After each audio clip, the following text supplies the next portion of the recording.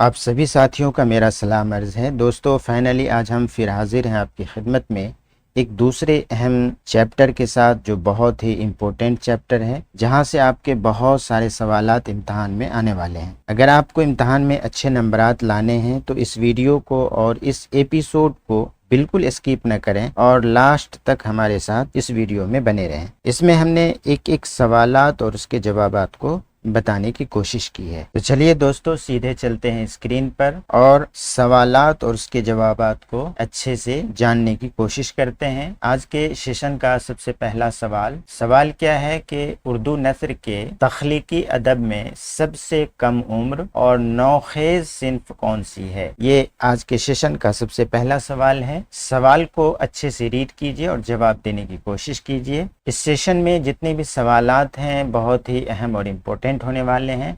आपको एक भी सवालात को मिस नहीं करना है, वरना नुकसान का सामना करना पड़ सकता है। सवाल को अच्छे से रीड कीजिए। दोबारा हम इस सवाल को पढ़ते हैं। उर्दू नस्र के तख्लीकी अदब में सबसे कम उम्र और नौखेज सिन्फ कौन सी है?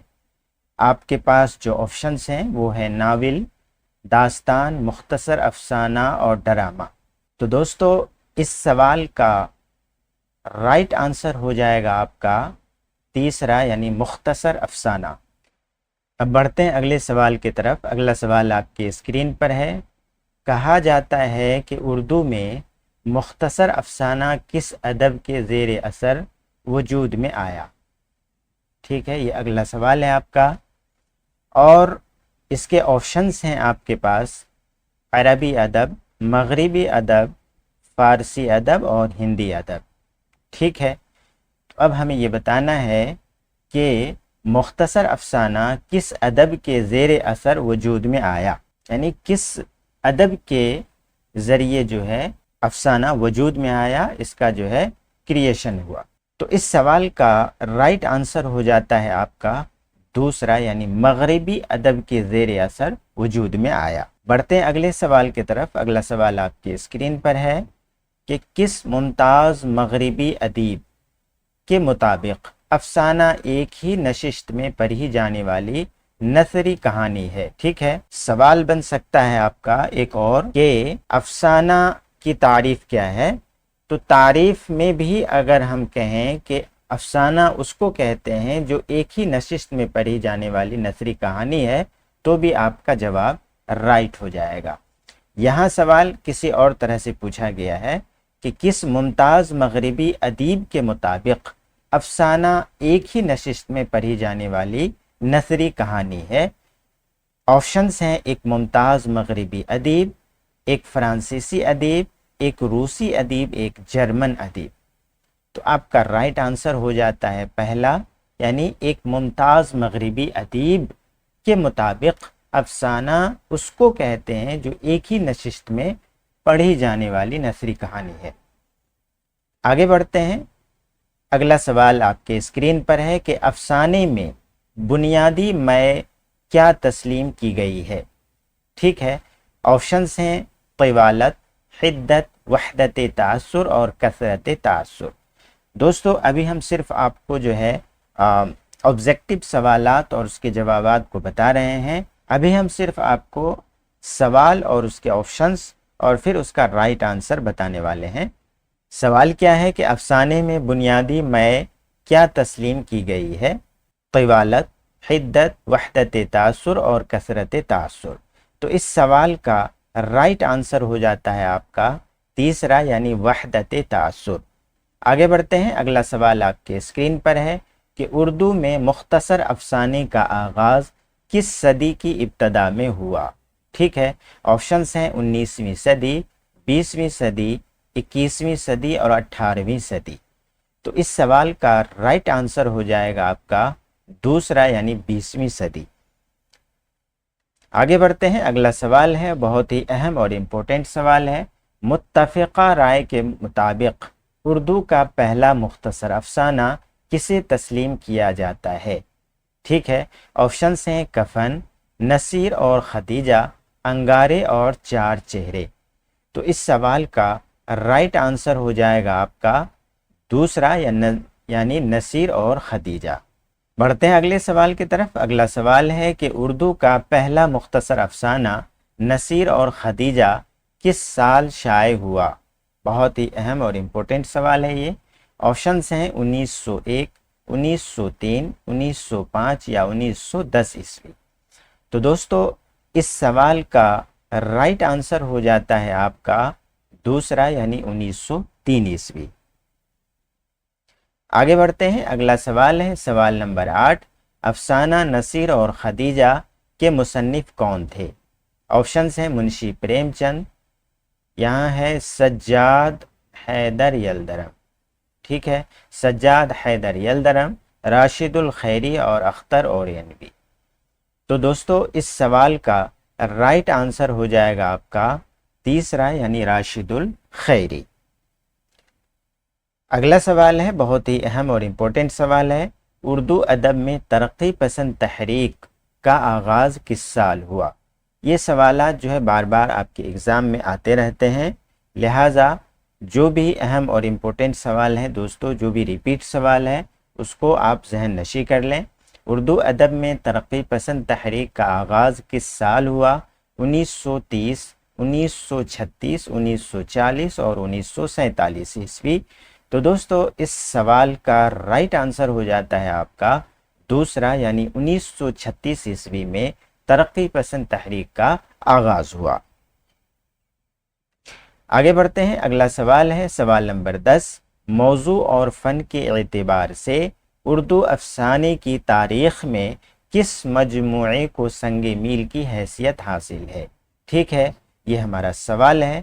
آپشنس ہیں آلاؤ، آدمی کے روپ، انگارے اور چار چہرے۔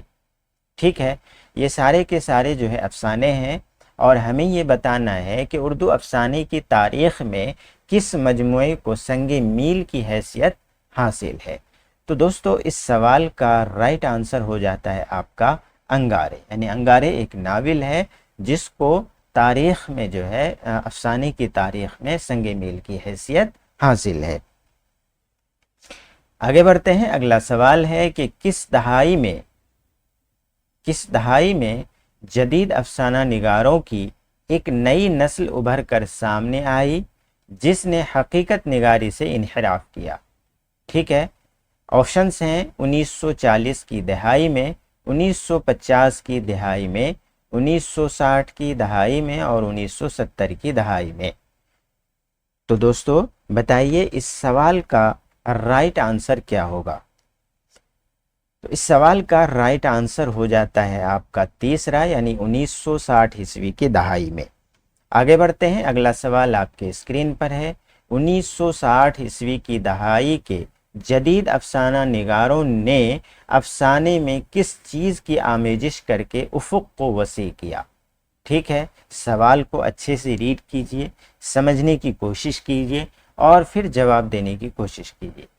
آپشنس ہیں علامت، استعارہ، تمثیل اور تجرید، سادگی اور بیانیہ، رومانیت اور مبالغہ آرائی، صرف حقیقت نگاری۔ یہ چار آپشنس ہیں آپ کے پاس، بتائیے اس سوال کا رائٹ آنسر کیا ہوگا؟ تو دوستو 1960 عیسوی کی دہائی کے جدید افسانہ نگاروں نے افسانے میں جس چیز کی آمیزش کی وہ ہے علامت، استعارہ، تمثیل اور تجرید۔ یہ ہمارا رائٹ آنسر ہو جائے گا۔ علامت، استعارہ، تمثیل اور تجرید کے بارے میں باضابطہ ایک ویڈیو ہم آپ کے لیے لائیں گے۔ فی الحال ابھی ہمیں یہ جاننا ہے کہ 1960 عیسوی کی دہائی کے جدید افسانہ نگاروں نے جو افسانے میں جو چیز ملاوٹ کی، آمیزش کی، وہ کون کون سی ہے؟ تو علامت ہے، استعارہ ہے، تمثیل ہے اور تجرید ہے۔ آگے بڑھتے ہیں، اگلا سوال آپ کے اسکرین پر ہے کہ درج ذیل میں سے کون سا نام 1960 عیسوی کی دہائی کے اہم جدید افسانہ نگاروں میں شامل ہے؟ سوال کو اچھے سے ریڈ کیجئے۔ درج ذیل میں سے کون سا نام 1960 عیسوی کی دہائی کے اہم جدید افسانہ نگاروں میں شامل ہے؟ ٹھیک ہے، آپ کے پاس جو نام ہے وہ ہے منشی پریم چند، انتظار حسین، سعادت حسن منٹو اور عصمت چغتائی۔ یہ چار نام ہیں، بتائیے اس سوال کا رائٹ آنسر کیا ہوگا؟ تو دوستو میں آپ کو بتا دوں کہ اس سوال کا رائٹ آنسر ہو جاتا ہے دوسرا یعنی انتظار حسین۔ آگے بڑھتے ہیں، ویڈیو کافی لمبی ہے اور ہمیں جو ہے ایک ایک سوال اور اس کے جوابات کو بتانا ہے، لہٰذا تھوڑا سا جو ہے جلدی بازی میں ہم آپ کو بتانے کی کوشش کریں گے۔ سہیل عظیم آبادی کا اصل نام کیا ہے؟ سہیل عظیم آبادی کا اصل نام کیا ہے؟ بہت ہی اہم اور امپورٹنٹ سوال ہے اور بار بار یہ جو ہے ایگزام میں ریپیٹ ہوتا ہے۔ آپشنس ہیں سید مجیب الرحمن، سید حبیب الرحمن، سید شفیق الرحمن اور سید خلیل الرحمن۔ 3 آپشن غلط ہیں اور ایک صحیح ہے، تو بتائیے وہ کون سا آپشن ہے جو رائٹ ہے، صحیح ہے؟ تو دوستو اس سوال کا رائٹ آنسر ہو جائے گا آپ کا پہلا یعنی سید مجیب الرحمن۔ آگے بڑھتے ہیں، اگلا سوال آپ کے اسکرین پر ہے کہ ادبی دنیا میں وہ کس نام سے مشہور ہوئے؟ کون؟ یعنی سید مجیب الرحمن یعنی سہیل عظیم آبادی۔ ٹھیک ہے، آپشنز ہیں مجیب عظیم آبادی، سہیل عظیم آبادی، رحمان عظیم آبادی اور سید عظیم آبادی، ہے نا؟ تو اس سوال کا رائٹ آنسر ہو جاتا ہے آپ کا دوسرا یعنی سہیل عظیم آبادی۔ آگے بڑھتے ہیں، اگلا سوال آپ کے اسکرین پر ہے، سوال نمبر 16، سہیل عظیم آبادی کی پیدائش کس سال ہوئی؟ دیکھیے دوستو، جو ڈیٹ آف برتھ، تاریخ پیدائش، جائے پیدائش اور جائے وفات اور جائے پیدائش کے اعتبار سے جو سوالات ہوتے ہیں وہ بہت ہی ٹف ہوتے ہیں اور امپورٹنٹ ہوتے ہیں، لہٰذا اس طرح کے سوالات کو آپ نوٹ کر لیں تو بہتر ہوگا۔ آپشنز ہیں 1905، 1911، 1915 اور 1920۔ بتائیے سہیل عظیم آبادی کی پیدائش کس سال ہوئی؟ تو اس سوال کا رائٹ آنسر ہو جاتا ہے آپ کا 1911 عیسوی۔ آگے بڑھتے ہیں، اگلا سوال ہے کہ سہیل عظیم آبادی کی پیدائش کہاں ہوئی؟ یعنی جائے پیدائش کے اعتبار سے سوال ہے، مظفر پور، پٹنہ، حیدرآباد اور کلکتہ۔ تو دوستو اس سوال کا رائٹ آنسر ہو جاتا ہے آپ کا دوسرا یعنی پٹنہ۔ اگلا سوال ہے کہ سہیل صاحب کا تعلق کس قسم کے خاندان سے تھا؟ ٹھیک ہے، قسم کا مطلب جو آپ کے نیچے آپشنز ہیں وہ دیے ہوئے ہیں، تاجر خاندان، غریب خاندان، زمیندار خاندان اور علمی خاندان۔ تو دوستو اس سوال کا رائٹ آنسر ہو جاتا ہے آپ کا تیسرا یعنی زمیندار خاندان سے سہیل صاحب کا تعلق تھا۔ آگے بڑھتے ہیں، اگلا سوال ہے کہ سہیل عظیم آبادی کی عمر کتنی تھی جب ان کی والدہ کا انتقال ہو گیا؟ دوستو ہم نے اس سیشن کے اندر پورے چیپٹر سے جو بھی سوالات بن سکتے ہیں وہ سوالات ہم نے آپ کے لیے بنائے ہوئے ہیں اور اس کے جواب دے رہے ہیں۔ آپشنز ہیں 1 سال، 2 سال، 5 سال اور 10 سال۔ تو اس سوال کا رائٹ آنسر ہو جاتا ہے پہلا یعنی 1 سال۔ آگے بڑھتے ہیں، اگلا سوال ہے کہ والدہ کے انتقال کے بعد یعنی سہیل عظیم آبادی کی والدہ کے انتقال کے بعد سہیل صاحب کی پرورش کہاں ہوئی؟ آپشنز ہیں آپ کے پاس دادیال میں، نانیحال میں، چچا کے گھر اور یتیم خانے میں۔ تو دوستو اس سوال کا رائٹ آنسر ہو جائے گا آپ کا دوسرا یعنی نانیحال میں۔ آگے بڑھتے ہیں، اگلا سوال آپ کے اسکرین پر ہے، سوال کو اچھے سے ریڈ کیجئے اور خود سے پہلے جواب دینے کی کوشش کیجئے قبل اس کے کہ ہم آپ کو جواب بتائیں۔ سہیل عظیم آبادی کا آبائی وطن کون سا ہے؟ شاہپور بھدول، بھدول شاہپور، شاہپور بھدول، عظیم آباد اور پھلواری شریف۔ یہ دونوں آپشن جو ہیں لگتا ہے کہ ایک ہی ہے لیکن نام میں تھوڑا سا الٹ پھیر ہے، بھدول شاہپور اور شاہپور بھدول۔ تو صحیح کیا ہو جائے گا ہمارا دوسرا یعنی شاہپور بھدول۔ آگے بڑھتے ہیں، اگلا سوال ہے سوال نمبر 22 جو آپ کی اسکرین پر ہے کہ سہیل عظیم آبادی کس وجہ سے اعلیٰ تعلیم حاصل نہیں کر سکے؟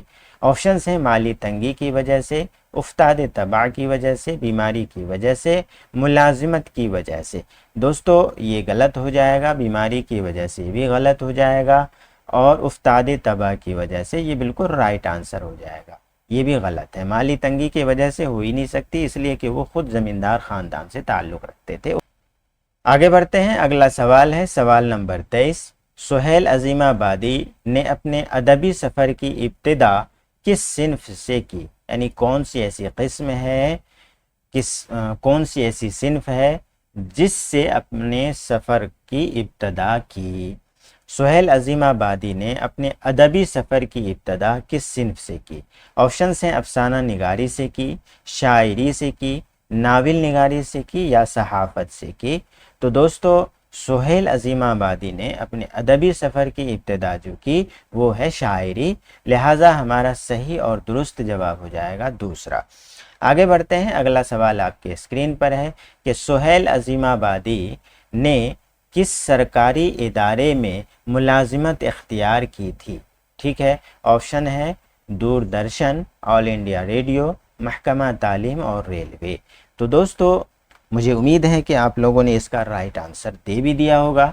तो इस सवाल का राइट आंसर हो जाता है आपका दूसरा, यानी ऑल इंडिया रेडियो। आगे बढ़ते हैं, अगला सवाल आपके स्क्रीन पर है कि ऑल इंडिया रेडियो की मुलाजमत के सिलसिले में सुहेल अजीम आबादी दिल्ली के बाद कहाँ मुंतकिल हो गए। ठीक है, ऑप्शन है कलकत्ता, श्रीनगर कश्मीर, हैदराबाद और पटना। यानी दिल्ली में मुलाजिमत के बाद उन्होंने जो अगला शहर चुना वो कौन सा चुना, यानी ऑल इंडिया रेडियो की मुलाजमत के सिलसिले में सुहेल साहब दिल्ली के बाद कहाँ मुंतकिल हुए। तो इस सवाल का राइट आंसर हो जाएगा आपका दूसरा, यानी श्रीनगर। आगे बढ़ते हैं, अगला सवाल आपके स्क्रीन पर है कि सुहेल अजीम आबादी ने किस रोज़नामा अखबार का इजरा किया था। इजरा मतलब उद्घाटन। ठीक है, ऑप्शन है अल हिलाल, साथी, हमदर्द और कौमी आवाज़। तो दोस्तों इस सवाल का राइट आंसर हो जाएगा आपका दूसरा, यानी साथी। यानी वो रोज़नामा अखबार कौन सा था, तो साथी था। ठीक है, आगे बढ़ते हैं, अगला सवाल है सवाल नंबर 27 जो आपके स्क्रीन पर है कि सुहेल अजीम आबादी ने किस इलाक़े में 5-7 बरसों तक उर्दू की तरवीज व इशाअत का काम किया था। बहुत ही अहम और इम्पोर्टेंट सवाल है ये। मिथिला का इलाक़ा, छोटा नागपुर का इलाक़ा, भोजपुर का इलाक़ा या सीमांचल का इलाक़ा। तो दोस्तों इस सवाल का राइट आंसर हो जाएगा आपका दूसरा, यानी छोटा नागपुर का इलाक़ा, जहां उन्होंने 5-7 बरसों तक उर्दू की तरवीज व इशाअत यानी उनकी तरक्की का काम किया। आगे बढ़ते हैं, अगला सवाल आपके स्क्रीन पर है कि सुहेल अजीम आबादी के अफसानों के मौज़ूआत किस चीज़ से मुताल्लिक़ हैं, यानी उनके जो अफसाने हैं वो किस मौज़ूआत पर हैं। रूमानी क़िस्से हैं, ज़मींदारों के इस्तेहसाल के ख़िलाफ़ मज़दूरों और कमज़ोर तबक़ों के हुकूक़ के लिए हैं, तारीख़ी वाक़यात के लिए हैं या परियों की कहानी के लिए, है ना। यानी किस मौज़ूआत पर मुंज़बित है। तो दोस्तों इस सवाल का राइट आंसर हो जाता है आपका दूसरा, यानी ज़मींदारों के इस्तेहसाल, जो वो गरीबों और कमज़ोर तबक़ों का जो इस्तेहसाल करते थे, उनकी कमज़ोरी का फ़ायदा उठाते थे, उन ज़मींदारों के ख़िलाफ़ में उन्होंने अफसानों को तहरीर किया, यानी इसी मौज़ूआत पर उनके अफसाने थे। आगे बढ़ते हैं, अगला सवाल आपके स्क्रीन पर है कि सुहेल अजीम आबादी के कितने अफसानवी मजमूए शाये हुए। बहुत ही अहम और इम्पोर्टेंट सवाल है दोस्तों। ऑप्शंस हैं 2, 3, 4 और 5। तो इस सवाल का राइट आंसर हो जाता है आपका दूसरा, यानी 3। अगला सवाल आपके स्क्रीन पर है कि दर्ज झैल में से कौन सा सुहेल अजीम आबादी का अफसानवी मजमुआ नहीं है। 4 चेहरे, आलाव, आदमी के रूप और अंगारे। तो दोस्तों इस सवाल का राइट आंसर हो जाता है आपका चौथा, यानी अंगारे। अंगारे वो नाविल है, वो अफसाना है जो सुहेल अजीम आबादी का नहीं है। आगे बढ़ते हैं, अगला सवाल है कि सुहेल अजीम आबादी के वाहिद नाविल का नाम क्या है। ऑप्शंस हैं गौदान, बेजड़ के पौधे, टेढ़ी लकीर और तौबतुन्नसूह। तो दोस्तों इस सवाल का राइट आंसर हो जाता है आपका दूसरा, यानी बेजड़ के पौधे उनके अहम नाविल हैं। आगे बढ़ते हैं, अगला सवाल आपके स्क्रीन पर है कि मजमूओं के अलावा مجموعوں کے علاوہ سہیل عظیم آبادی کے افسانوں کی کل تعداد کہاں تک پہنچتی ہے؟ آپشنز ہیں 100، 125، 150 یا 200۔ تو دوستو مجموعوں کے علاوہ جو سہیل عظیم آبادی کے افسانوں کی کل تعداد ہے وہ ہے 125۔ تو ہمارا رائٹ آنسر کیا ہو جائے گا؟ دوسرا۔ آگے بڑھتے ہیں، اگلا سوال ہے کہ سہیل عظیم آبادی کا انتقال کس سال ہوا؟ سہیل عظیم آبادی کا انتقال کس سال ہوا؟ آپشنز ہیں 1975 عیسوی، 1980 عیسوی، 1985 عیسوی یا 1990 عیسوی۔ تو دوستو اس سوال کا رائٹ آنسر ہو جاتا ہے آپ کا دوسرا، یعنی 1980 عیسوی میں آپ کا انتقال ہوا۔ اگلا سوال آپ کے اسکرین پر ہے کہ افسانہ بھابھی جان کا مرکزی کردار کون ہے؟ بہت ہی اہم اور امپورٹنٹ سوال، بار بار ایگزام میں آنے والا سوال ہے دوستو۔ آپشنز جو ہیں وہ ہے آپ کے جمیلہ، رقیہ بھابھی، شمی اور ریحانہ۔ تو اس سوال کا رائٹ آنسر ہو جائے گا آپ کا دوسرا، یعنی رقیہ بھابھی۔ افسانہ بھابھی جان کا مرکزی کردار کون ہے؟ تو رقیہ بھابھی ہیں۔ آگے بڑھتے ہیں، اگلا سوال آپ کے اسکرین پر ہے کہ رقیہ بھابھی کی یاد راوی کو کلیسا کی کس چیز کی یاد دلاتی ہے؟ ٹھیک ہے، رقیہ بھابھی کی یاد راوی کو کلیسا کی کس چیز کی یاد دلاتی ہے؟ راوی سے مراد یہاں جو ہے اختر ہے، ٹھیک ہے، وہ ہم آپ کو آگے بتائیں گے۔ آپشنز ہیں اونچی قربان گاہ پر جلتی اور پگھلتی شمع، پادری کی پوشاک، گرجا گھر کا گھنٹا اور کلیسا کی دیواریں۔ تو دوستو اس سوال کا رائٹ آنسر ہو جائے گا آپ کا پہلا، یعنی اونچی قربان گاہ پر جلتی اور پگھلتی شمع۔ آگے بڑھتے ہیں، اگلا سوال آپ کے اسکرین پر ہے کہ افسانہ بھابھی جان کے راوی کا نام کیا ہے جو رقیہ بھابھی کا دیور ہے؟ ٹھیک ہے، آپشنز ہیں انور، اختر، اصغر اور امجد۔ تو مجھے امید ہے کہ آپ لوگوں نے اس کا رائٹ آنسر دے دیا ہوگا۔ تو اس سوال کا رائٹ آنسر ہو جائے گا آپ کا دوسرا، یعنی اختر۔ آگے بڑھتے ہیں، اگلا سوال آپ کے اسکرین پر ہے کہ راوی اختر کا بنیادی مشغلہ یا صنف کیا ہے؟ ٹھیک ہے، وہ ایک صحافی ہے، وہ ایک شاعر ہے، وہ ایک لیکچرر ہے یا وہ ایک تاجر ہے؟ تو دوستو اس سوال کا رائٹ آنسر ہو جائے گا آپ کا دوسرا، یعنی وہ ایک شاعر ہے۔ آگے بڑھتے ہیں، اگلا سوال آپ کے اسکرین پر کہ صبح سویرے بھابھی نے اختر کو کیا کہہ کر بیدار کیا، یعنی جگایا، نیند سے جگایا؟ خیر تو ہے شہزادے گھوڑے بیچ کر سوئے ہوئے ہو، یہ پہلا آپشن ہے۔ دوسرا ہے جلدی اٹھو اسکول جانا ہے۔ تیسرا ہے آج شہر جانا ہے، اور چوتھا ہے چائے ٹھنڈی ہو گئی ہے۔ یہ وہ الفاظ ہیں جو بھابھی جان یعنی رقیہ کے ہیں، جو اپنے دیور اختر کے لیے ہے۔ تو بتائیے بھابھی جان نے اختر کو کیا کہہ کر بیدار کیا؟ تو اس سوال کا رائٹ آنسر ہو جائے گا آپ کا پہلا، یعنی خیر تو ہے شہزادے گھوڑے بیچ کر سوئے ہوئے ہو۔ آگے بڑھتے ہیں، اگلا سوال آپ کے اسکرین پر کہ رقیہ بھابھی کے مطابق ان کے شوہر یعنی بھائی جان صبح ٹھیک کتنے بجے اٹھ بیٹھتے تھے؟ دوستو آپ کے پاس جو آپشنز ہیں وہ ہے صبح 5 بجے، صبح 4 بجے، صبح 6 بجے اور صبح 3 بجے۔ تو اس سوال کا رائٹ آنسر ہو جائے گا آپ کا دوسرا، یعنی صبح 4 بجے۔ آگے بڑھتے ہیں، اگلا سوال، سوال نمبر 40 کہ رقیہ بھابھی کی سنگار میز پر کس کی خوبصورت رنگین تصویر رکھی ہوئی تھی؟ آپشنز ہیں اختر کی، ننھے بھائی یعنی شوہر کی، شمی کی یا جمیلہ کی۔ تو اس سوال کا رائٹ آنسر ہو جائے گا آپ کا با، یعنی ننھے بھائی شوہر کی۔ آگے بڑھتے ہیں، اگلا سوال آپ کی اسکرین پر ہے کہ رقیہ بھابھی کی سنگار میز پر سنگار کے سامان کی جگہ کس چیز کا ڈھیر تھا یا رہتا تھا؟ آپشنز ہیں زیورات کا، بچوں کی کتابوں کا، خطوط کا یا کپڑوں کا۔ تو دوستو اگر آپ نے سیکنڈ چیپٹر درخشاں کا سیکنڈ چیپٹر آپ نے پڑھا ہوگا، آپ کو صحیح اور رائٹ آنسر پتہ ہوگا۔ اس سوال کا رائٹ آنسر ہو جاتا ہے آپ کا دوسرا، یعنی بچوں کی کتابوں کا۔ آگے بڑھتے ہیں، اگلا سوال آپ کی اسکرین پر ہے کہ رقیہ بھابھی کے گھر آنے والی غریب طالب علم لڑکی کا نام کیا تھا؟ ٹھیک ہے، हमने एक एक सवाल को इकट्ठा किया हुआ है और ये पूरे चैप्टर को कवर किया हुआ है, लिहाजा उसमें एक भी ऐसा सवाल नहीं है जो इससे बाहर है।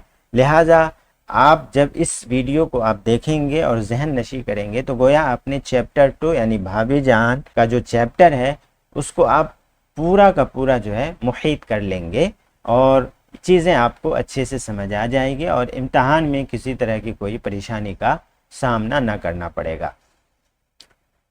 ऑप्शंस हैं रेहाना, शिमी, जमीला और आयशा।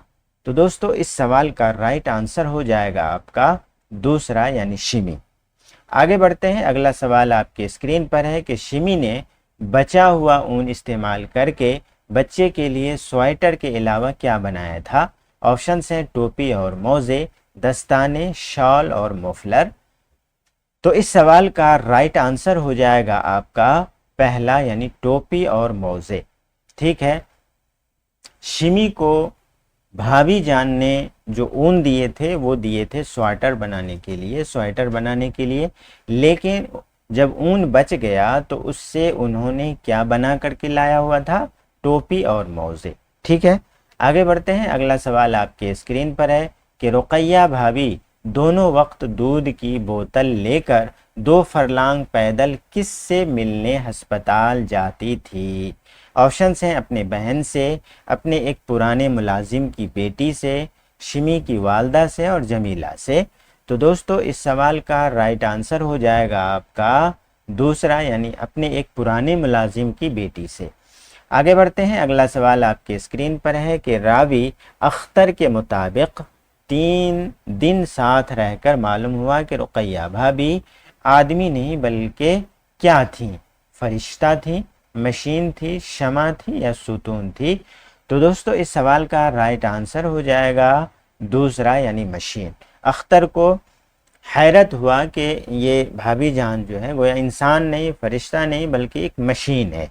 आगे बढ़ते हैं, अगला सवाल है कि रुकैया भाभी जिस कॉलेज में लेक्चरर थी वहाँ से उनको माहाना कितनी तनख्वाह मिलती थी। ऑप्शंस हैं 300 रुपये, 400 रुपये, 500 रुपये और 600 रुपये।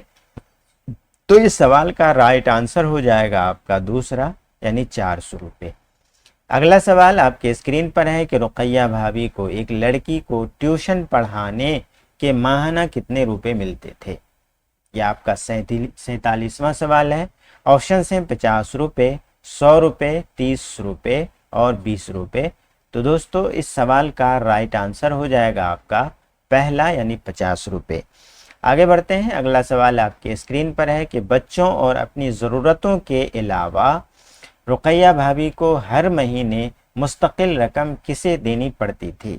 ऑप्शंस हैं रिश्तेदारों को, मज़दूरों और तालिब इल्मों की अंजुमनों को, यानी जो उनका प्रोग्राम होता था अंजुमन होता था। ठीक है, अंजुमन को क्या कहते हैं हम, प्रोग्राम कहते हैं। ठीक है, सियासतदानों को, अस्पताल को। तो दोस्तों इस सवाल का राइट आंसर हो जाएगा आपका दूसरा यानी मजदूरों और तालिब इल्मों की अंजुमनों को उनको देना होता था। क्या देना होता था, रकम देना होता था। आगे बढ़ते हैं, अगला सवाल है आपके स्क्रीन पर कि शादी से पहले रुकैया भाभी ने कौन सी डिग्री हासिल कर रखी थी। ऑप्शंस हैं मैट्रिक, बीए, एमए या इंटर। तो इस सवाल का राइट आंसर हो जाएगा आपका दूसरा यानी बीए। ठीक है, अगला सवाल है कि शौहर की गिरफ्तारी और 2 साल की सज़ा के बाद रुकैया भाभी ने कॉलेज में लेक्चरर बनने के लिए क्या किया। नौकरी की तलाश की, एमए की तैयारी करके डिग्री ली, सियासत में हिस्सा लिया या वकालत की पढ़ाई की। तो दोस्तों अपने शौहर के जेल जाने के बाद उन्होंने एमए की डिग्री हासिल की और कॉलेज में लेक्चरर हुए, प्रोफेसर हुए। आगे बढ़ते हैं, अगला सवाल आपके स्क्रीन पर है कि भाईजान यानी रुकैया भाभी के शौहर अब कितने साल से नज़रबंद थे और उन पर मुकदमा चल रहा था। ठीक है, बहुत ही अहम और इम्पोर्टेंट सवाल है दोस्तों। ऑप्शंस हैं 2 साल, 3 साल, 4 साल और 5 साल। तो इस सवाल का राइट आंसर हो जाएगा आपका दूसरा यानी 3 साल। अगला सवाल आपके स्क्रीन पर है कि रुकैया भाभी कॉलेज से आकर पाबंदी के साथ روزانہ خطوط کس کے نام لکھا کرتی تھی؟ آپشنس ہیں اپنے شوہر کے نام، نئے لکھنے والوں کے نام، اپنے رشتہ داروں کے نام، سیاسی رہنماؤں کے نام۔ تو دوستو بتائیے اس سوال کا رائٹ آنسر کیا ہوگا؟ تو اس سوال کا رائٹ آنسر ہو جاتا ہے آپ کا دوسرا، یعنی نئے لکھنے والوں کے نام۔ آگے بڑھتے ہیں، اگلا سوال آپ کے اسکرین پر ہے کہ اختر کے ٹوکنے پر رقیہ بھابی نے نئے نئے لکھنے والوں کو کیا قرار دیا؟ ٹھیک ہے، وقت کا ضیاع، ہمارے مستقبل کی امیدیں، پریشانی کا سبب، یا شوقیہ فنکار۔ تو دوستو اس سوال کا رائٹ آنسر ہو جاتا ہے آپ کا دوسرا، یعنی ہمارے مستقبل کی امیدیں ہیں، یہ انہوں نے بھابی جان نے اختر کو بتایا۔ ٹھیک ہے، آگے بڑھتے ہیں، اگلا سوال آپ کے اسکرین پر ہے کہ شمی رقیہ بھابی کے پاس کیوں آئی تھی اور کیوں رو رہی تھی؟ ٹھیک ہے، آپشنس ہیں وہ بیمار تھی اس لیے آئی تھی، یا اس کے بھائی کے ایم اے کی فیس داخل کرنے کے لیے رقم کا انتظام نہیں ہوا تھا، ٹھیک ہے، یہ وجہ ہو سکتی ہے، یا پھر اس کا کالج چھوٹ گیا تھا، یا پھر اس کا سویٹر کھو گیا تھا۔ تو دوستو اس سوال کا رائٹ آنسر ہو جائے گا آپ کا دوسرا، یعنی اس کے بھائی کے ایم اے کی فیس داخلہ لینے کے لیے رقم کا انتظام نہیں ہو رہا تھا، اس لیے وہ رقیہ بھابی کے پاس آئی تھی۔ آگے بڑھتے ہیں، اگلا سوال آپ کے اسکرین پر ہے کہ رقیہ بھابی نے شمی کے بھائی کی فیس کا انتظام کرنے کے لیے الماری سے نکال کر کیا دیا؟ ٹھیک ہے، نقد رقم دیے تھے، چھوٹی چھوٹی سونے کی 2 چوڑیاں دی تھیں، اپنے ریشمی ساری دی تھی، یا چاندنی کا ہار دیا تھا، چاندی کا ہار۔ تو دوستو اس سوال کا رائٹ آنسر ہو جائے گا آپ کا دوسرا، یعنی چھوٹی چھوٹی سونے کی 2 چوڑیاں جو اپنی بیٹی کے لیے انہوں نے بنوائے تھے وہ دی۔ ٹھیک ہے، آگے بڑھتے ہیں، اگلا سوال آپ کے اسکرین پر ہے کہ رقیہ بھابی نے جو سونے کی چوڑیاں شمی کو دیں وہ انہوں نے 2 دن پہلے کس کے لیے بنوائی تھی؟ ٹھیک ہے، شمی کے لیے بنوائی تھی، یا ننھی ریحانہ کے لیے بنوائی تھی، جمیلہ کے لیے، یا اپنے لیے؟ تو دوستو اس سوال کا رائٹ آنسر ہو جائے گا آپ کا ننھی ریحانہ کے لیے جو بنوائی تھی وہی چوڑی انہوں نے انہیں دی، یعنی شمی کو۔ آگے بڑھتے ہیں، اگلا سوال آپ کے اسکرین پر ہے کہ راوی اختر رقیہ بھابی کے گھر کس مقصد کے لیے آیا تھا؟ ٹھیک ہے، آپشنس ہیں صرف گھومنے کے لیے، ایک ضروری کام کے سلسلے میں مشورہ کرنے اور مدد مانگنے آیا تھا، یا پھر شادی کا کارڈ دینے آیا تھا، بھائی جان سے ملنے آیا تھا۔ یہ 4 وجہ ہو سکتی ہے، تو بتائیے کون سی ایسی وجہ ہے جس وجہ سے اختر جو ہے اپنے بھابی کے پاس آیا تھا؟ تو اس سوال کا رائٹ آنسر ہو جائے گا آپ کا دوسرا، یعنی ایک ضروری کام کے سلسلے میں مشورہ کرنے اور مدد مانگنے۔ ٹھیک ہے، آگے بڑھتے ہیں، اگلا سوال آپ کے اسکرین پر ہے کہ اختر کس لڑکی سے شادی کرنا چاہتا تھا جس پر اس کی امی راضی نہیں تھی؟ یہ ہمارا 68واں سوال ہے۔ آپشنس ہیں رقیہ، جمیلہ، شمی اور ریحانہ۔ تو دوستو اس کا رائٹ آنسر ہو جائے گا آپ کا دوسرا، یعنی جمیلہ۔ وہ لڑکی جمیلہ تھی جس سے اختر جو ہے شادی کرنا چاہتا تھا۔ آگے بڑھتے ہیں، اگلا سوال آپ کے اسکرین پر ہے کہ اختر نے رقیہ بھابی کے اصرار یعنی ضد پر جمیلہ سے شادی نہ کرنے کا فوری طور پر کیا بہانہ بنایا؟ جمیلہ شہر سے باہر ہے، جمیلہ بیمار ہے ابھی، جمیلہ اب شادی نہیں کرنا چاہتی، وہ غریب ہے۔ تو دوستو جو بہانہ بنایا اختر نے وہ تھا کہ جمیلہ بیمار ہے ابھی۔ ٹھیک ہے، یہ ہمارا رائٹ آنسر ہو جائے گا۔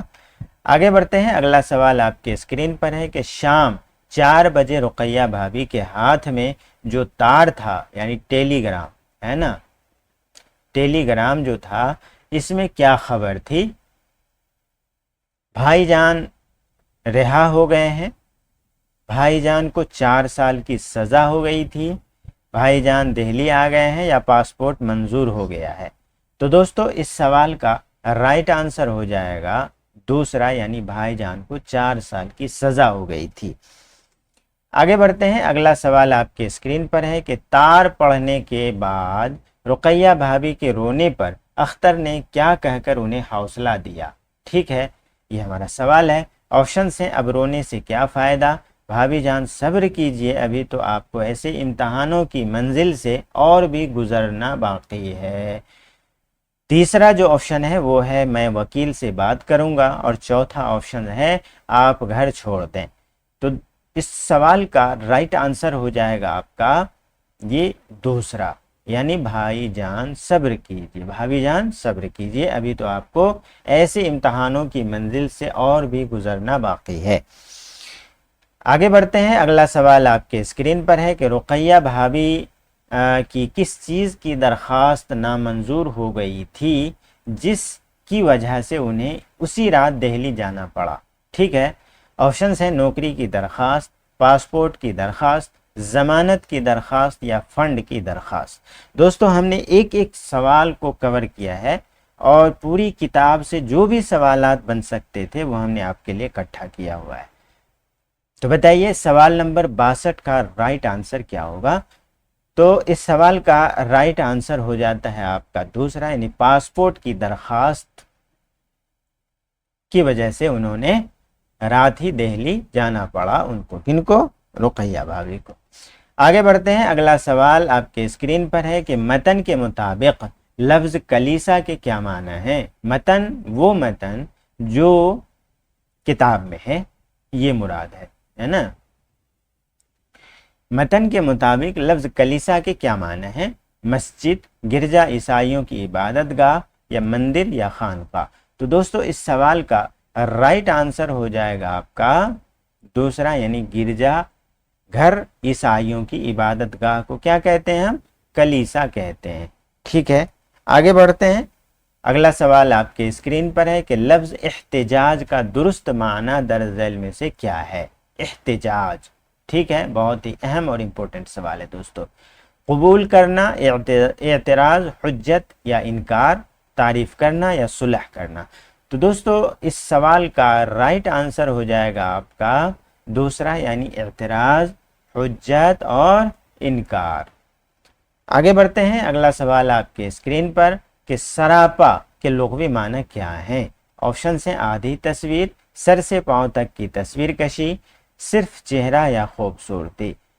तो दोस्तों इस सवाल का राइट आंसर हो जाएगा आपका सर से पांव तक की तस्वीर। असल में है सर ता पा। ठीक है, सर के माने सर और ता माना तक और पा माना पैर। ठीक है, तो इसका पूरा माना हो जाता है सर से पांव तक। ठीक है, आगे बढ़ते हैं। अगला सवाल आपके स्क्रीन पर है कि लफ्ज़ अज़्म की जमा मतन के मुताबिक क्या है? ठीक है, ऑप्शन हैं अज़्मो, अज़ाइम, आज़मीन और अज़ीमत। तो दोस्तों इसका राइट आंसर हो जाएगा दूसरा, यानी अज़ाइम। अज़्म की जमा क्या हो जाएगी? अज़ाइम। ठीक है, आगे बढ़ते हैं। अगला सवाल और आखिरी सवाल कि लफ्ज़ सुतून का सादा और आम फहम मानी क्या है? ऑप्शंस हैं छत, खंबा, दीवार और दरवाज़ा। तो दोस्तों इस सवाल का राइट आंसर हो जाता है आपका ये दूसरा, यानी खंबा। अब हम यहाँ आपको बताने वाले हैं कि अफसाना भाभी जान का मुख्तसर खुलासा क्या है। ठीक है, इसको थोड़ा सा आप जहन नशी कर लें तो बहुत सारी चीज़ें आपकी क्लियर हो जाएगी इस सबक के हवाले से। ये कहानी रुकैया भाभी नामी, यानी ये नाम है रुकैया भाभी, एक ऐसी ईसार पसंद और बाहिम्मत खातून के, ईसार पसंद किसको कहते हैं? जो अपनी जान दूसरों की मुसीबत, उसकी मदद के लिए जो कुर्बान करते हों उसे कहते हैं ईसार पसंद। ठीक है, के गिर्द घूमती है। ठीक है, ये कहानी जो है भाभी जान, ये रुकैया भाभी के ऊपर पूरा जो है जो महर व वफा की जिंदा मिसाल है।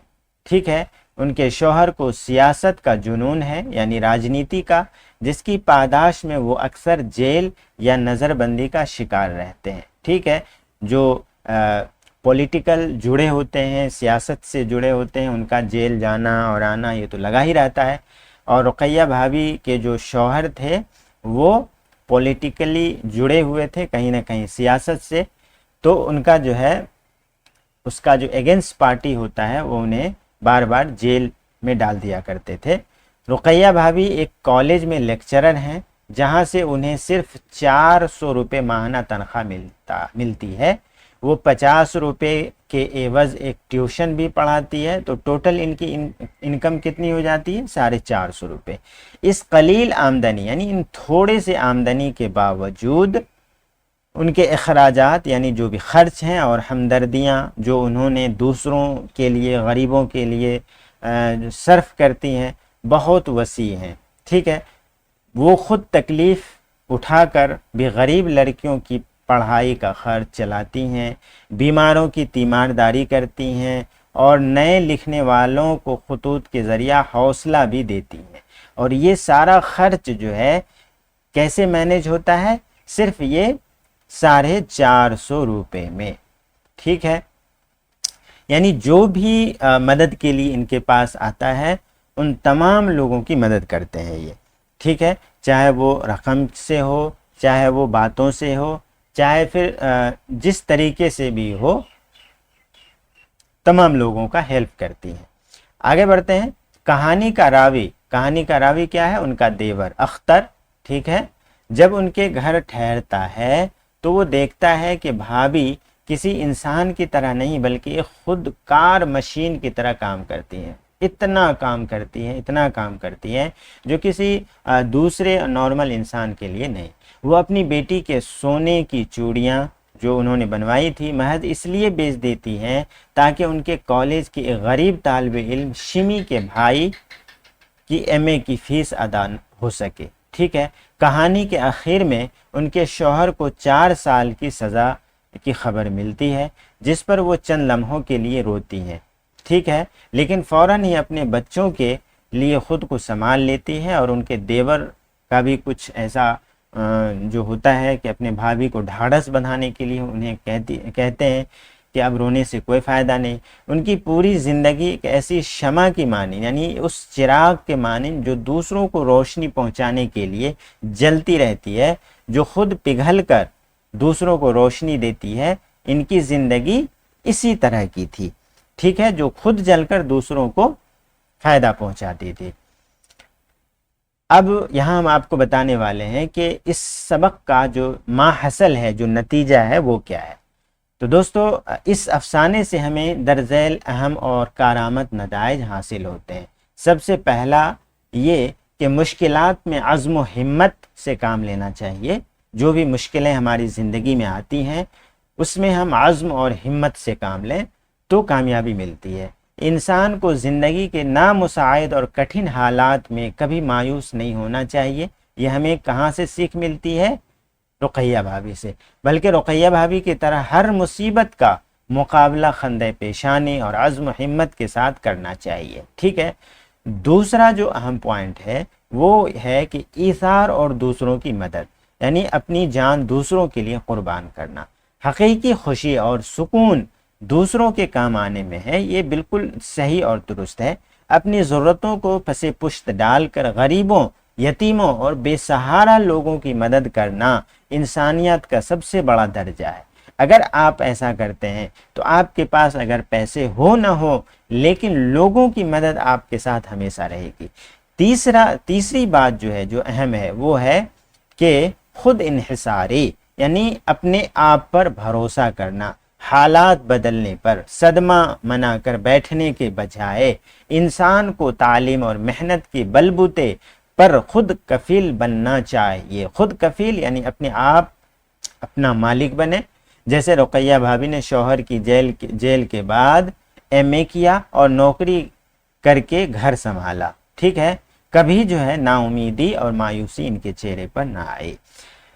چوتھی بات جو ہے کہ امید کا دامن نہ چھوڑنا، یہ چوتھا اور اہم پوائنٹ ہے کہ غم کے اندھیروں کے باوجود مستقبل سے ہمیشہ اچھی امید رکھنی چاہیے، کیونکہ رات جتنی بھی کالی ہو صبح کی روشنی ضرور نمودار ہوتی ہے۔ کیونکہ خوشی کے بعد غم اور غم کے بعد خوشی، انسان کی زندگی میں پیچ و خم اور یاس و امید اور خوشی اور غم ہمیشہ جو ہے لگا رہتا ہے، لہٰذا کسی بھی چیز سے اکتانا نہیں چاہیے، مشکلات میں عزم و ہمت سے کام لینا چاہیے، ایثار اور دوسروں کی مدد کرنی چاہیے، خود انحصاری یعنی اپنے آپ پر بھروسہ رکھنا چاہیے، خود اپنی کفالت کرنا چاہیے، امید کا دامن نہ چھوڑنا چاہیے۔ تو دوستو یہ تھی ہماری آج کی ویڈیو جو چیپٹر 2 یعنی سہیل عظیم آبادی اور ان کا مختصر افسانہ بھابھی جان پر مشتمل ہے۔ پسند آئی ہو تو لائک سبسکرائب ضرور کیجیے گا۔ ملتے ہیں اگلی ایپیسوڈ میں جس کا نام ہے فرار۔ آج کے لیے بس اتنا ہی، خدا حافظ۔